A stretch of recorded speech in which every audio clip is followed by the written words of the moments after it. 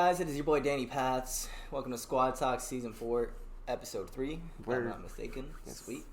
To my left, I got half the 48 boys, Shorty 40. The 40.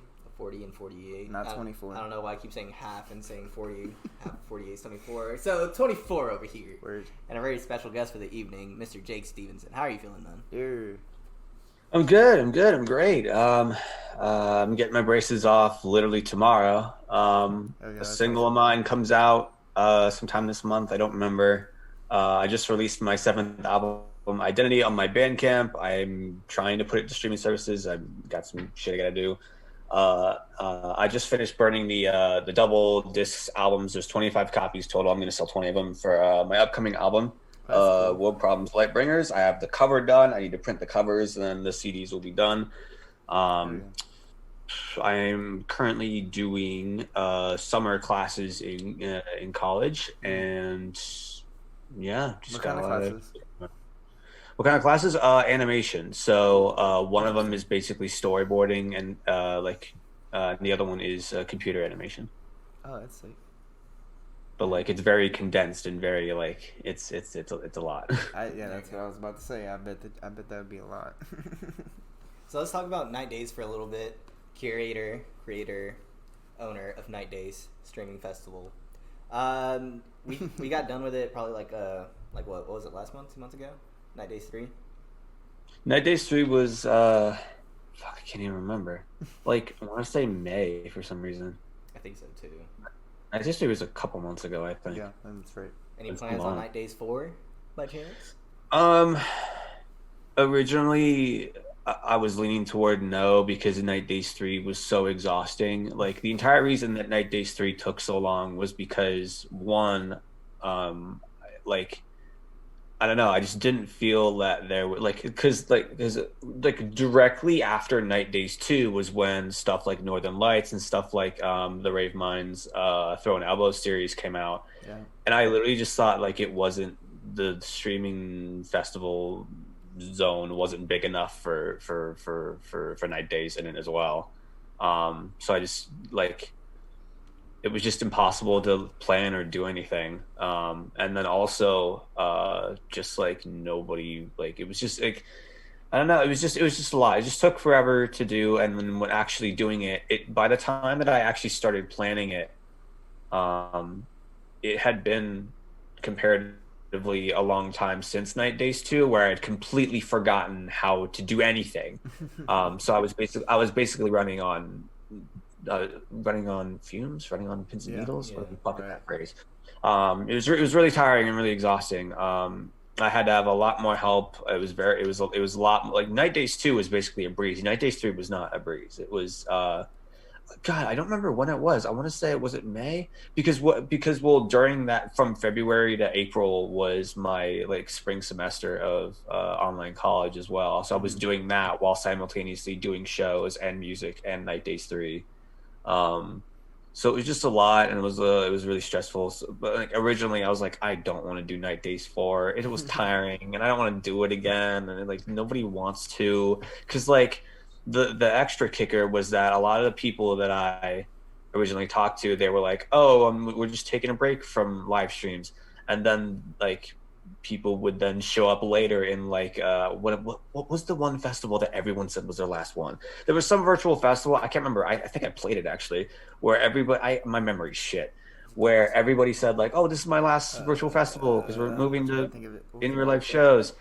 And it's just well, all right, how am I supposed to do Night Days 4 if no one wants to do virtual shows now? Right. But using that logic, I had the flipped mindset of oh, well, if real shows are coming back, then for Night Days' existence is kind of more important than ever, because the virtual shows are a really good opportunity for smaller artists, and they're just more convenient and easier to have access to. So I think that real shows coming back is actually more of an argument for a Night Days 4 to be made. Yeah. So I'm busy with college, and I really want to get this album done. Oh, no, it's already done, but I want to get released, and then hopefully, because I have August free, so hopefully I can start to plan something. I don't know. We'll see. I want there to be a Night Days 4, which was not the case like a month ago. But that's at least something. I at Yeah. least want something to, yeah. So what would you say your favorite part about like building stuff like that would be? Like what's the funnest part to you? The people who like actually want to do it. Like it's basically the definition of shoot your shot because like Night Days 2, getting Night Days is basically like an intersection of bass music and vaporwave, as you know, and it was a really good opportunity to like actually talk and like message like different artists that I don't really talk to and be like, hey, do you want to play my fucking live stream festival? Right. And they said yes. And like getting like my like Mindspring Memories is one of my all time favorite vaporwave artists, and the fact that like getting her on Night Days 2 was actually insane. That's awesome. And during her set, she played one of my favorite songs of hers, and that was really nice of her. And then Night Days 3, getting Asutenki on it was like actually insane. Like it was literally a dream come true. And like, oh my god, like I think like just like the possibilities and like the crazy shit that can happen from like just shooting your shot and like trying to like not only make the best like festival like technically and like organization wise, but like trying to like see like what artists you can get. Like that's kind of half the fun of it is like sure like a bunch of them don't reply, but then you get some real good gems in the people that do and that do care and that do end up supporting you. It's just it's just insane. I think that's probably my favorite part actually. Yeah, I feel that. Yeah. I definitely understand that feeling. Whenever we were doing the, what is it? I can't believe it's another stream, like series with Nocturnal Waves. That's how it felt like for us. It's like, well, just shoot your shot and see like who says yes, and then some of the people that agreed to it were just like, holy shit, like they said yes. And it's cool because it also opened up that connection where we actually just like even today like most of the people we like stay in touch, and then it's like, hey, you remember that? Like, well, we're doing like the live version of it now. Do you want to come down and play it? And then so it's like, Yeah. Yeah. I don't like to toot my own horn because I'm still trying to adapt to some sort of positive mindset, but I like to think that Night Days 1 and the people that were in it, like I like to think that launched a couple careers or at least helped. I like to think that did something. It that definitely helps because at the end of the day, it's like, you know, somebody that doesn't really have that big of an audience or whatever. It gives them a platform to actually like showcase like what they're made of or what they have. Mm-hmm. Yeah, and that goes back to kind of your point about like live shows coming back, and that's live streams are still a good platform because like at the end of the day, less people are going to be doing live streams. So that's your opportunity to take that gap and do that. Exactly. And like you said, there's going to be people that stay home, and that's still going to want to watch something. And that's perfect, and especially like you said, for smaller artists to help them get out there and exposure. Because the way I see it, it's like even if it's like, you know, 20, 30, 40 people, that's still, you know, probably like 10, 15 that never heard of you that are just now finding out about you. Yeah. So that's in my opinion, it's still a good way to get exposure. Yeah. So I like that hat. And Thank I talked you. about this last time we recorded this. So what happened was we recorded this probably like 2 months ago, I want to say. And I was an idiot, and I forgot to turn up the desktop audio to record Jake. And yeah, same thing happened with Ryan whenever he did his like right after. So here we are, like what do we want to say? Like 2 months later. Yeah. So yeah, I think it was actually 2 months. Yeah. So you said, whenever we did the first take on this, before my computer decided to just shit the bed, now we're using my friend Andy's computer. You said shows are starting to come back over there for you guys. Like, has it been slowly, or like has it been like with the rest of, I guess? Honestly, like I live in like fucking not even the city part of Lancaster, Pennsylvania. So the thing I have to look forward to now is gradual drip feed of Philly shows coming back. I'm going to a couple in like October and December that I'm really excited for, and more locally, Harrisburg has a new like venue called the HMAC. Where a bunch of people are coming. I'm really excited because Swarm, I just like literally today Swarm was just announced to come into HMAC. I'm really excited for that. I'm hoping I can get a ticket. and Amorphic I had him on Night Days 2. He's coming to the HMAX in October, I think. So hopefully I can get a ticket and see him. Oh, Oh, that's wow. dope. So locally, that's kind of the only option because nothing else really happens in this location. But Yeah. a little farther along the road is Philly, and that's usually where some shows are coming back as well. So it's been gradual both. It's been gradual pretty much everywhere, actually. Yeah. Yeah. It's good to finally start like seeing it back, and then having because what I've been noticing like pre-COVID, whenever artists are going like on tours, they bring their support. But as of recently, what I've noticed is like, oh, it's the headliner, but then it's like a bunch of like locals for the support for like that show. So it's cool to like see that because it's like a bunch of new people and not like a rinse and repeat of like Same 4 or 5. Yeah, same 4 or 5 people in the city that always play those shows. Which that's cool, but after a while it gets tiring. Yeah. So let's talk about like your introduction to EDM and producing. My introduction. Okay, well, my introduction to electronic music technically was just like radio because like 2008 to 2012 was like Sweet House Mafia, David Guetta, Lady Gaga, Avicii. But I didn't know. I just thought that it was pop in my head. I didn't know what electronic music was. It didn't. I legitimately didn't know. The actual introduction that I had to electronic music was in 2013 when I played the video game Forza Horizon, the first one on Xbox 360, and there's like an in-game radio selection of stations, and one of them was Horizon Bass Arena, which had like electronic music and dubstep and stuff like that. And it just blew me the fuck away. That entire game's soundtrack was absolutely insane.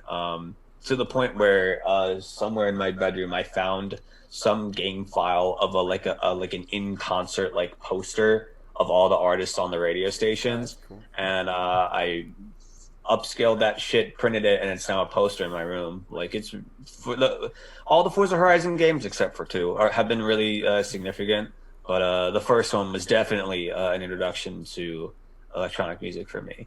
Do you remember like one of the first songs that like put you on by chance? I remember the main menu theme was Porter Robinson's Language, and then when you start up the game for the first time, and only when you started the game for the first time, or when you start a new game, Netsky VIP remix of Every Day by Rusko. I'm pretty sure. From literally only took those 2 songs. I was like, okay, cool. I want more of this. Like I'm never like. Yeah, fuck, this is amazing. It blew me. I didn't know, like, I fucking shell shocked me. And from then on, I, found out that, festivals are like an actual thing that happens with this actual genres of music. This is cool. Right.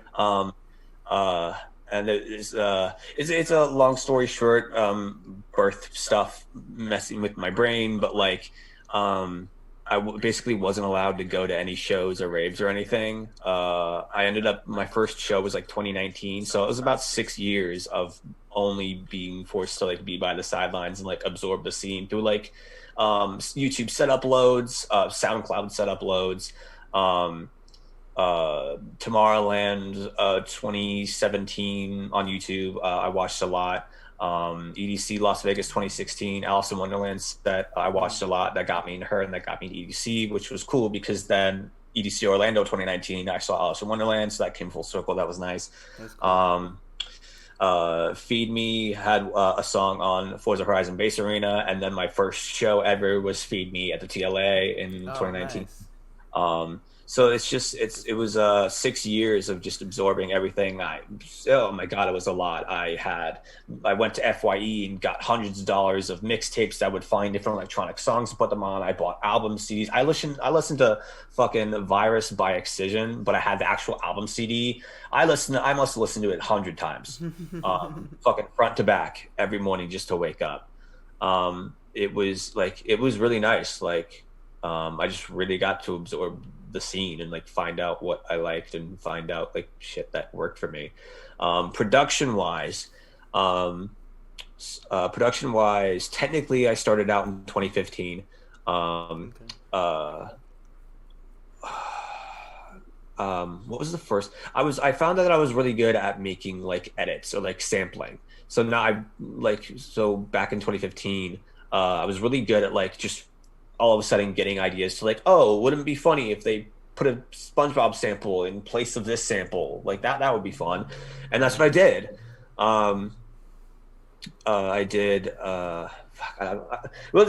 Basically, I from 2015 until 2018, I basically just did edits and mashups, but they weren't good. But the concept was really good. It was just the execution was off because that was those years especially was a time where I didn't even have GarageBand. I used Soundation, which is like a browser-based DAW.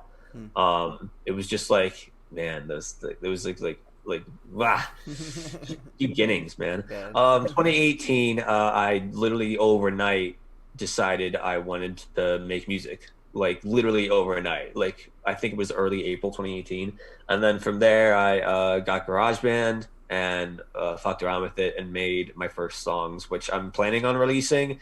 But it's the album that it's on is basically a time capsule at this point because I'm waiting for a collab with a friend of mine, but the collab has taken like 2 years. So by now the new songs, which were my first songs, are now really old. So it has this like unique time capsule thing. I'm getting ahead of myself. But the point is I started producing back in 2018 and I kind of haven't stopped. 2018 was just like a lot of my first songs on an upcoming album that I haven't released yet. 2019 was interesting because I basically had like a lot of writer's block, and then I like got a bunch of advice that was basically amounting to, hey, just don't worry about it, just make something that you're proud of and that you enjoy, and then people will come and like it'll follow, it'll be cool.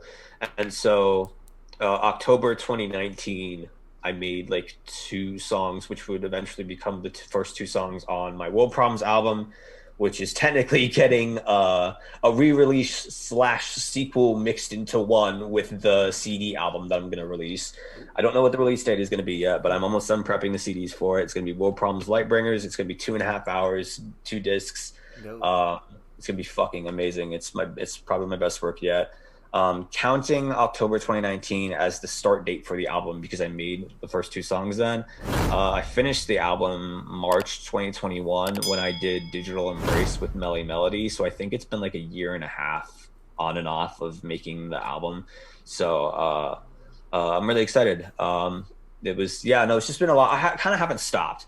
And the thing that I realized is my style of production is almost not really production at all. Literally, my style of production is an idea for a song pops into my head. If I don't recognize it, and if I can make it, I rush to my computer. I've spent as little as half an hour, sometimes as much as 3 or 4 hours, but I generally do it in one sitting. And then that's basically it. Most of my songs, at least World Problems wise, for example, I made in a single day each. Because I don't know, it's just like I can't be like Subtronics or Level Up and sit in the studio for 10 hours a day. I tried to do it and that was just not my style. My brain is very different compared to like, I don't know. I just can't do that. So like, I have variety. I'm not trying to stick to genres or something. I don't even know what genre my shit is half the time. When I played, I didn't know. I knew that, like, for the Grindfest Rhythm Squad Zion show that I played, I think it was January, I think. Yeah. I knew that I wanted to do some World Problems Lightbringers IDs, but I didn't even know what genre it would be. I'm like, hey, like, this song is all original, but I don't even know what genre this is. Is it cool if I just send this? And you guys were like, yeah, sure, whatever. And the reaction was insane. Like, I still remember, like, people freaking out about how good it was. And that was, like, I've had other live streams where I played that set before, but that was the first one where it was like, oh, people actually like this. Like, this is a thing that's good and isn't, like, bad. God, I'm rambling a lot. I'm sorry. No, okay, I enjoyed that set too. Fuck. So, since you're on the topics of like production, where do you think you get your influences from? Whether it be from like outside in the world, you know, sitting down in your studio, or like artists or other artists. I guess I can break it down by genre type.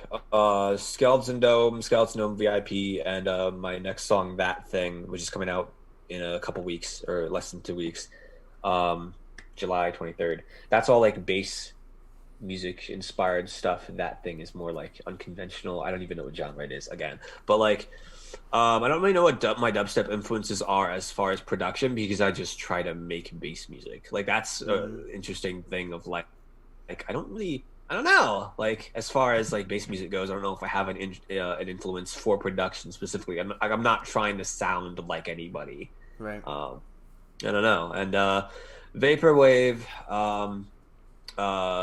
My inspiration comes from different songs or different pieces of stuff that I either want to like capture and have some sort of like sentimentality over, or it's something bad that I want to try to stomach, or something that I can turn into some sort of good experience. So my first album, Recovery, was literally sampling songs that I heard playing on the fucking Smooth Jazz Music Choice channel while I'm in the hospital bed recovering from my fucking double corrective jaw surgery back in August 2020. It was a hellish experience. It was not fun at all. I've had other surgeries and other hospitalizations and other stuff going on before, and those were cakewalks compared to the recovery that I had to do for that. So I knew that I wanted to take something of it and make it into something positive, because I couldn't just have that bad experience forever. Yeah.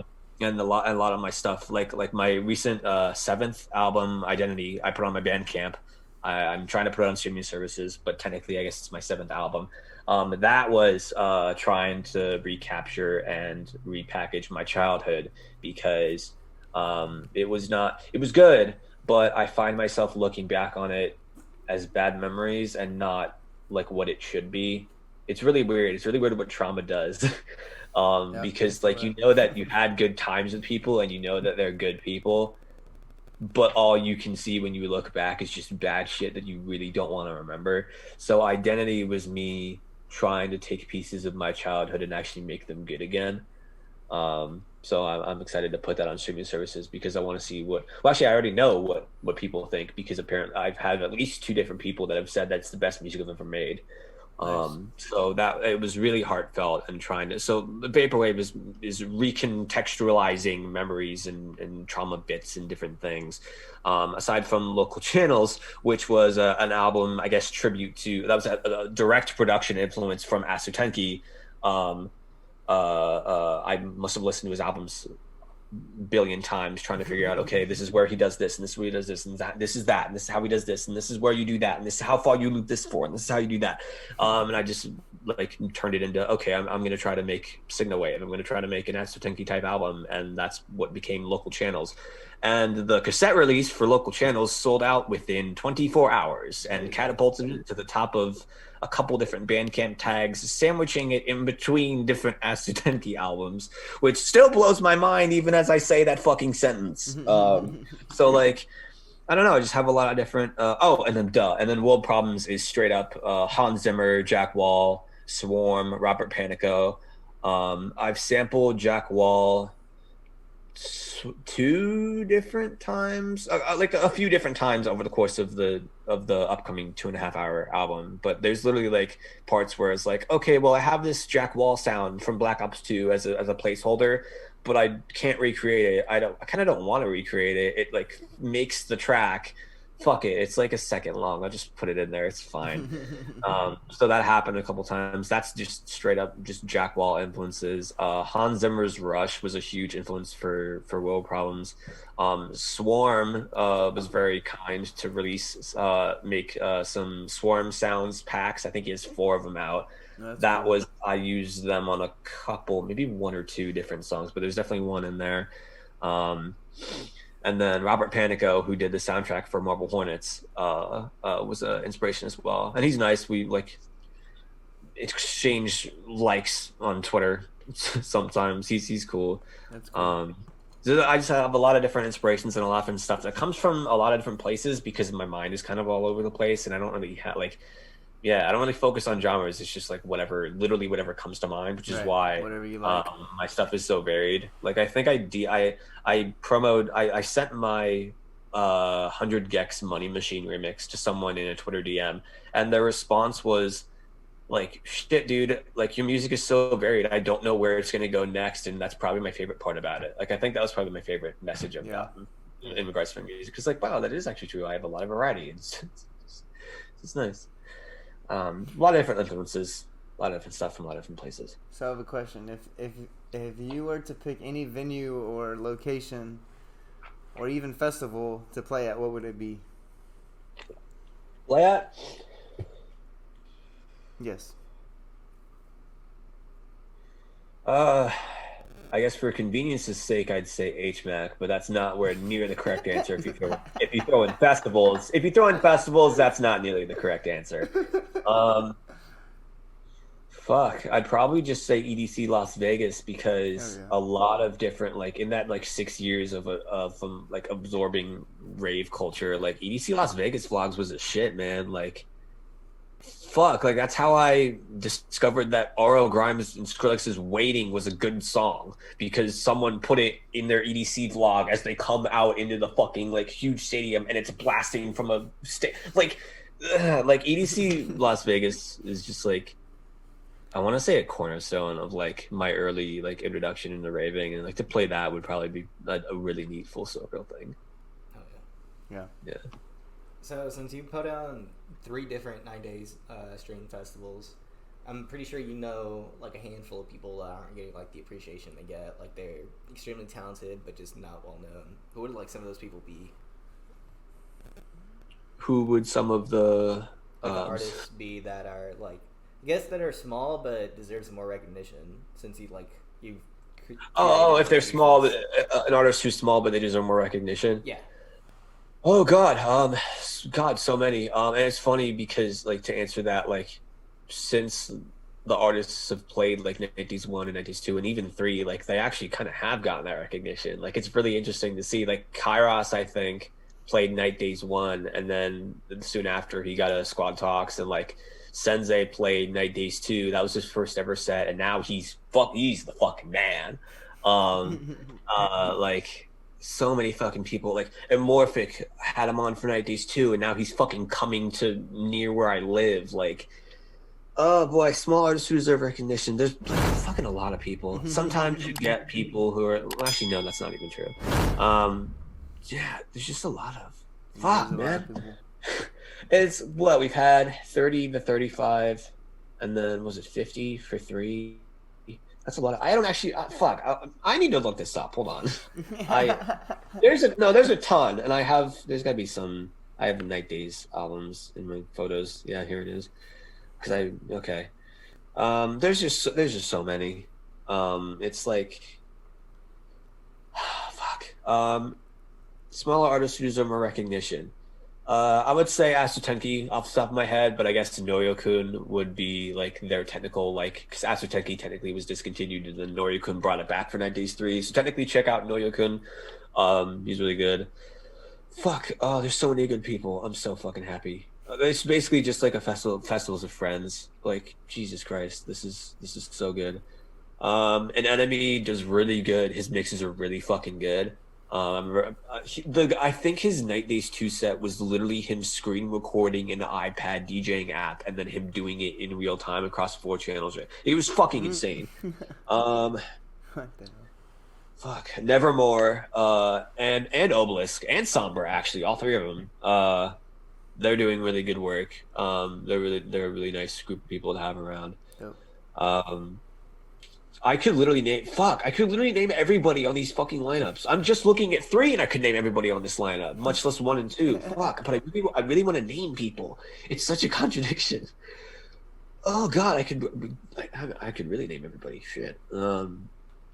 Snacks on Hand, obviously. I didn't even know the guy who made fucking music until like, what was it, like 6 months ago, whatever. Like, so he definitely deserves more recognition. Like, he's been doing a ton of different work. He has his own like label / like thing now. That's cool. So shout out Snacks on Hand. A bunch of different vaporwave people. The fact that Your Discovery, I got him for Night Days 3 at all was insane, and now I literally have a track with him coming out on his upcoming album. I think it's called Terminal. That was insane. That was a really insane message to just get. He was like, "Hey, I just made this song by taking your songs and sampling them, and you want it to be on the album?" I was like, "Fucking yes, please." What the fuck? That's awesome. Fuck. So many fucking people like, God. Can I? Is it a cop out to say everybody? I want to say everybody. No, it's literally too many people to list. Like Night Days 1, 2, and 3. Fucking Night Days fam. Like shit, dude. You guys are all fucking amazing. Minesweeper, obligatory Minesweeper shout out because goddamn, that man deserves more followers. He's he's probably the most humble, most I've ever met, but the most humble artist I've ever seen. He's really nice. He's skilled as hell, and he's insane. The fact that he hasn't really gone on Twitter a lot probably just means he's making fucking bangers. So gotta watch out for Minesweeper. Swarm, I mean, shout out him. He kind of always deserves some recognition. He's just putting him into everything he does, and every new single that he has is a reinvention or like topping, like exploring some other topic or some other thing. Like I didn't think he could top I'll Never See the World, and he comes up with fucking Alpha and Omega, and then he comes up with fucking Heartless too. Like just like he's constantly like not reinventing himself specifically, but reinventing how he explores different things and different traumas and just different beliefs in himself, and it's really interesting to see. There's probably so many people I'm forgetting, and if you're watching this and like you're expecting me to shout you out, like I'm sorry, I just can't. My memory is shit. I can't remember shit. Say all the homies, so then all the homies are all the homies. I have a lot of homies, but all the homies, man. Like it's just yeah. I like my mind likes to play tricks on me a lot and say like, oh, I don't have supporters. No one engages with my shit. I'm fucking worthless. Like no one cares about my content, and it's really easy to care about everybody else's and not mine. I'm practically invisible, but like so many fucking homies, man. Yeah, for real. All those people on those flyers, it's crazy. Like even just the Night Days people who played specifically, like Night Days 1, 2, and 3. Like fuck, and that's not even counting like my god. I'm really grateful. I know that like I can rant on Twitter and shit, and it's really contradictory, and like my brain is fucking horrible, and I can be rude and lash out and like hate myself, but I really am grateful for all the support that I've gotten, for all the support that artists have allowed me to give them via Night Days and other things. Right. Any collabs? Celestic, fuck. Oh my god, I forgot people I collabed with. Velter, we have another collab on an upcoming album. Celestic, I just reconnected with on Twitter because I forget. I need to turn notifications back on for a lot of people. But Celestic is super talented. Melody, that's I need to mention by name. Fucking shout out Melody, man. She's like insanely dedicated. Just oh my god, I literally can't say enough nice words about her. Yeah. Her work on Digital Embrace was insane. I really want to make another song with her once I finish up this fucking whip that I have that's only an outro and nothing else. So many people just fuck. I'm like I know that I shit talk, but like I actually am grateful for the support that I get. Yeah, and we appreciate you taking the time out of your day to re-record this episode. Especially since it's kind of long. No problem. Sorry, I ramble. No, you're good, bro. No worries. Right. Jason, you got anything else you want to say? No, sir. Thank you again. Thank you so much. Squad Talks. Squad Talks, Season 4, Episode 3, coming to you live from the Room Squad headquarters. This has been your boy, Danny Pats. Have a 48 boys, Mr. Shorty 40, and our very special guest, Jake Stevenson. Yes, sir. Thank you so much, and we'll see you guys on the next one. This is...